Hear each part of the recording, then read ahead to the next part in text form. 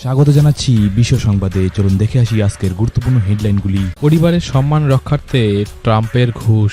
Porn তারকা stormy ড্যানিয়েলসের মুখ বন্ধ করতে 2016 সালের নির্বাচনের আগে তাকে বিপুল অঙ্কের অর্থ ঘুষ দেওয়ার অভিযোগ উঠেছিল আমেরিকান প্রাক্তন প্রেসিডেন্ট ডোনাল্ড ট্রাম্পের বিরুদ্ধে। সেই সংক্রান্ত মামলাই এখন চলছে আদালতে। প্যালেস্টাইনের সমর্থনে তীব্র আন্দোলনে নামলেন আমেরিকার একাধিক বিশ্ববিদ্যালয়ের পড়ুয়ারা। নেতৃত্বে নিউ ইয়র্ক, ইয়েল এবং কলম্বিয়া বিশ্ববিদ্যালয়ের ছাত্রছাত্রীরা।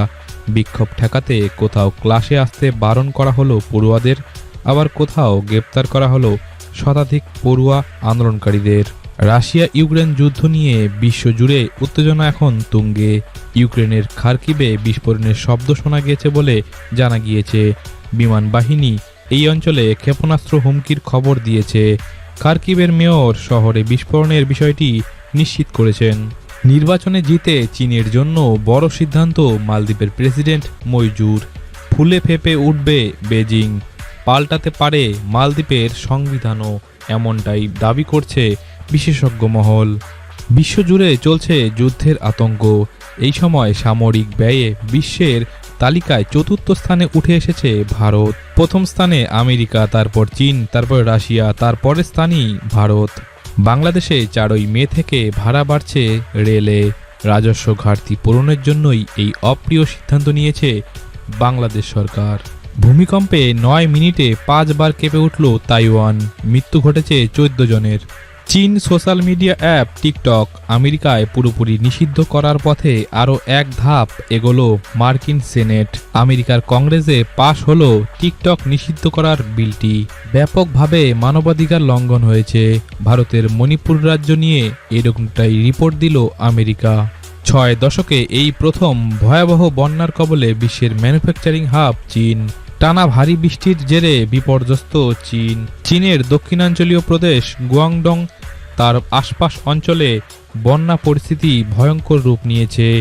ইতিমধ্যে প্রাণ হারিয়েছে 4 জন, নিখোঁজ রয়েছে বহু। প্রেমিকাকে লাথি ঘুষি মেরে নৃশংস হত্যা ভারতীয় বংশোদ্ভূতর। 20 বছরের সাজা সিঙ্গাপুর আদালতে। আমেরিকায় স্কুলের সামনেই মহিলাকে গুলি, বিচারের দিনই খুন করে পলাতক ধর্ষক।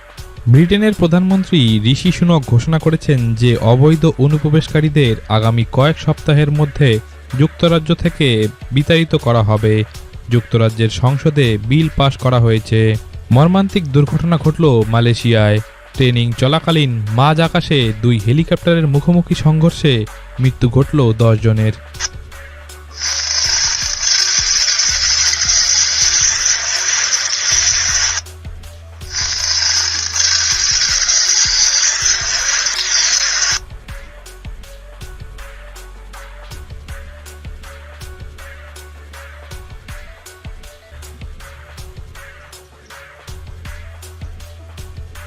ইসলামাবাদ সফরে গিয়ে পাক প্রধানমন্ত্রীর সঙ্গে সাক্ষাৎ করে এবং দ্বিপাক্ষিক সম্পর্ক নিয়ে কথা বলেন ইরানের প্রেসিডেন্ট। পাকিস্তান চাইলেও কাশ্মীরের ইস্যুতে চুপ রইলেন ইরানের প্রেসিডেন্ট ইব্রাহিম রাইসি। ভারতের সঙ্গে সম্পর্ক খারাপে রাজি নন রাইসি, স্পষ্ট করল তেহরান।